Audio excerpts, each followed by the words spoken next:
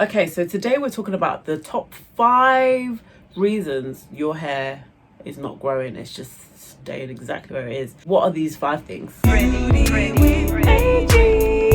you deserve it. That's right, you're worth it, cause you're a natural queen.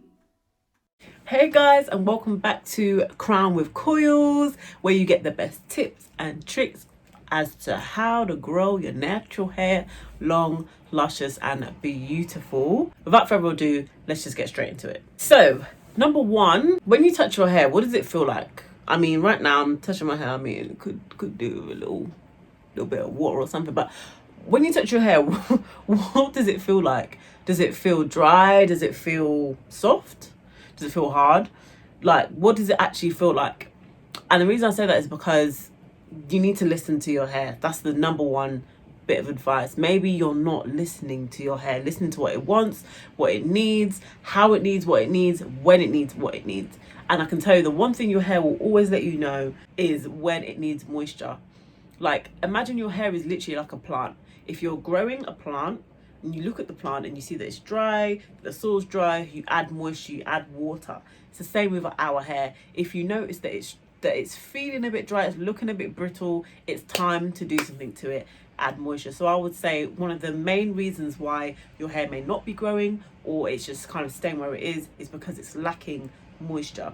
Number 2, harmful protective styles. Sis, your hair should not be feeling any type of way. It shouldn't be itching, shouldn't be irritated. Your scalp shouldn't be irritated. You know, if the protective style that you're wearing is suitable for your hair, is actually protecting your hair and not causing more damage. So the second reason why maybe your hair isn't really growing is because the protective styles that you're using are actually causing more damage.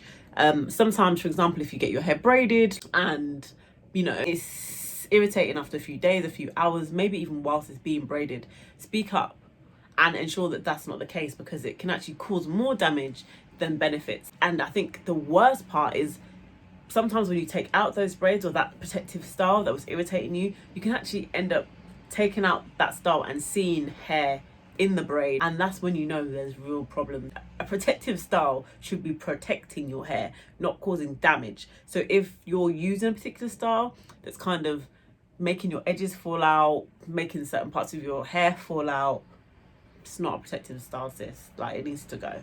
So yeah, protective styling incorrectly is a really dangerous way for you to ensure that your hair remains at the same length and doesn't pass the length that it's currently at, and you reach your hair goals. Okay, number 3 for me would be over manipulation. Manipulating your hair, period, isn't the best thing. You know, our hair really enjoys kind of being left alone. You know, it's got a bit of attitude for it. It likes to be left alone, to do its own thing, and doesn't like to be manipulated too much. So if you're over manipulating your hair, that means you're doing too much than it needs. For example, if you've got your hair out natural, you shouldn't be, you know, doing your hair every single day. You know, that's definitely not what you should do. You should be picking one hairstyle and wear that hairstyle for the week, so that you know, okay, today's wash day, I'm washing my hair, I'm deep conditioning my hair, I'm moisturizing my hair, and then I know, you know, I can have this, then I style my hair, then I can have that style for the full week, so that you know when it comes to the end of the week, when it's wash day again, or maybe you just want to do a co-wash, deep condition, you know that your hair has not only been moisturized and it's been properly protected without using a harmful protective style, but it hasn't been over manipulated during that period of time. So important. Less manipulation equals more length retention. Okay, another key thing I would say is your diet. Your diet. Listen, some people can eat McDonald's for breakfast, KFC for dinner, and Papa John's for supper. Like, some people can eat whatever they want and their hair will be beautiful, it'll be fine, it will still be shining. But for the large majority of us, that is not the case. And your diet definitely can and will affect your hair. So if you're eating a very rubbish diet, you'll see, you know, that your hair won't be as strong. But if you're eating a better diet, eating your greens, making sure you're taking in that protein. You need to be intaking protein, through food consumption. You also need to be using it on your hair through conditioners and hair products. So of course, if your diet affects hair growth, water, you need to be drinking a lot of water. Hopefully you're exercising as well. Exercise is also great to kind of help with growing your hair. So things like, lack of exercise, poor diet, and not drinking much water, those even could be reasons why your hair, again, is not progressing, not growing, and you can't actually see the fruits of your labor. Okay, so this tip here, number 5, this one for me definitely hits home because I remember being in this position. Number 5 is you're just not sure. Like, one of the reasons that your hair could not be growing, beautifully in the way that you kind of envision it to grow could literally be because you're not sure. You're not sure where to start. You're not sure how to do what you're doing. You're not sure if what you're doing is right. Maybe you're not sure where to go and find the information, the best advice from. Sometimes you're just unsure. And, I understand being in that position because there was a time where, I thought I knew what I was doing right, but it was the wrong thing. Therefore, I was unsure and I had to go and search and find the right information.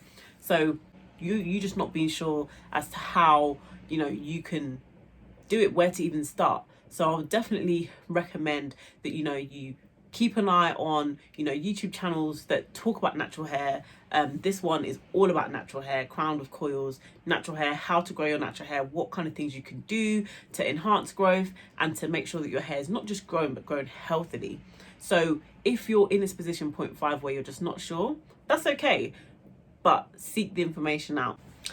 Okay guys, so these are my 5 reasons as to why your natural hair might not be growing. It could be one of these things, it could be a combination of these things, 2 or 3, but definitely think about these things when you're thinking about, okay, what are my hair practices? What's my hair care routine? What's my regimen? Do I have a regimen? Do I need to implement a hair regimen in order to know how, to take care of my hair properly?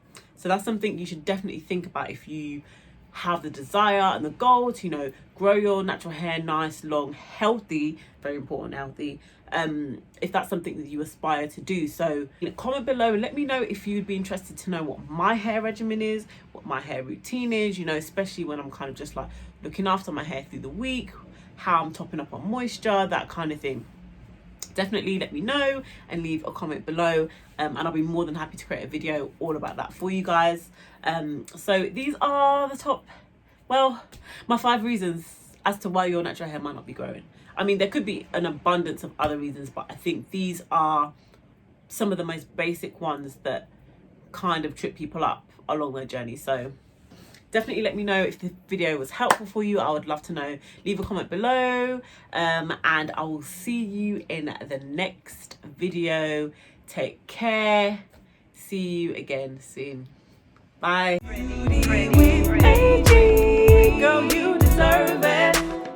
That's right, you're worth it, 'cause you're a natural queen.